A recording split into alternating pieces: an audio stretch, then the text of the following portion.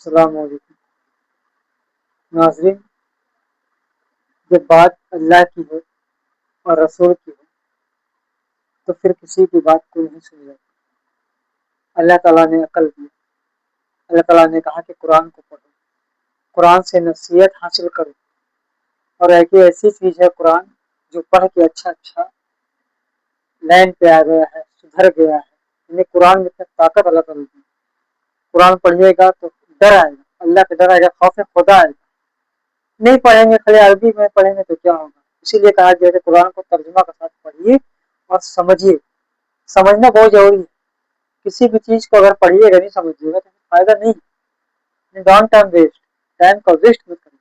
قرآن کو پڑھیے، ترجمہ کے ساتھ پڑھیے اور سمجھ میں آئے گا کہ اللہ کیا بول رہے ہیں، اللہ کیا کہنا چاہ رہا ہے پیغمبر سے، اور نصیحت حاصل کریے۔ قرآن ہے نصیحت حاصل کرنے کے لیے، یہ ایک پیغام ہے قرآن۔